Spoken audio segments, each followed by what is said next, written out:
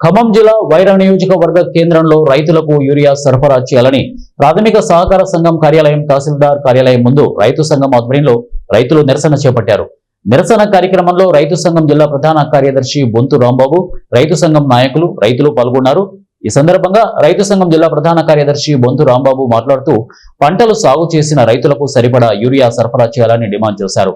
Urea కొరత వలన పంటలు సాగు చేసిన రైతులు తీవ్ర ఇబ్బందులు గురవుతున్నారని, సరిపడా యూరియా అందకపోవడం వలన రైతులు సాగు చేసిన పంటలు నాసిరకంగా తయారయ్యాయని, దీని వలన రైతులు తీవ్రంగా నష్టపోయే ప్రమాదం ఉందని అన్నారు. కేంద్ర రాష్ట్ర ప్రభుత్వాలు యూరియా సరఫరా చేయడంలో విఫలం చెందారని అన్నారు.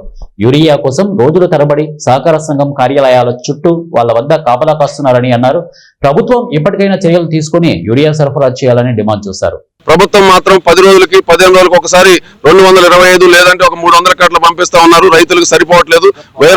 వైరా ప్రాజెక్టు కింద 18,000 ఎకరాల్లో వరి సాగైనటువంటి నేపథ్యంలో, 12,000 ఎకరాల్లో పత్తి సాగైనటువంటి నేపథ్యంలో అవసరమైనటువంటి యూరియాని అందించేదాని కోసం జిల్లా మంత్రులు, జిల్లా కలెక్టర్ గారు బాధ్యత తీసుకుని మాకు యూరియా అందజేయాలని చెప్పి ఇవాళ డిమాండ్ చేస్తున్నాం. దీంతో పాటు ఇటీవల వచ్చిన వర్షాలకు దెబ్బతిన్న పంటలకు పరిహారం ఇవ్వాలని, పెసర పంట ఏదైతే 70% కోల్పోయారు రైతులు, కేవలం 30% మాత్రమే పంట బయటకు వచ్చింది. వాటిని కూడా బహిరంగ మార్కెట్లో వాళ్ళు అమ్ముకుందామంటే 3,500-4,000 రూపాయలే ఉంది. మార్కెట్ సంస్థలు వైరా వ్యవసాయ మార్కెట్లో ఖమ్మం, నేలకొండపల్లి చోట్ల ఏర్పాటు చేస్తే 8,600 రూపాయల పైసీలకు ఇవాళ మద్దతు ధర ప్రభుత్వం ప్రకటించిన ధర రైతుకు వచ్చి ఆదాయం కోల్పోకుండా ఉండే అవకాశం ఉంది. కాబట్టి మార్కెట్ ద్వారా పెసలు కొనుగోలు చేయాలని చెప్పి డిమాండ్ చేస్తాను. దీంతో పాటు ఖమ్మం జిల్లాలో గత రబీ సీజన్ లో వేసినటువంటి వరి ధాన్యం సన్న రకాలకి బోనస్ ప్రభుత్వం 63 కోట్ల రూపాయలు పెండింగ్ ఉంది. ఆ పెండింగ్ డబ్బులు విడుదల చేసి రైతుల బ్యాంక్ ఖాతాలకు జమ చేయాలని చెప్పి కోరుతా ఉన్నాం. అదేవిధంగా విదేశాల నుంచి పత్తి ఇవాళ సుంకం లేకుండా తీసుకొచ్చి తక్కువ ధరలకు కొనుగోలు చేసేదానికోసం వస్త్ర పరిశ్రమ ఒత్తిడికి కేంద్ర ప్రభుత్వం లొంగిపోయింది,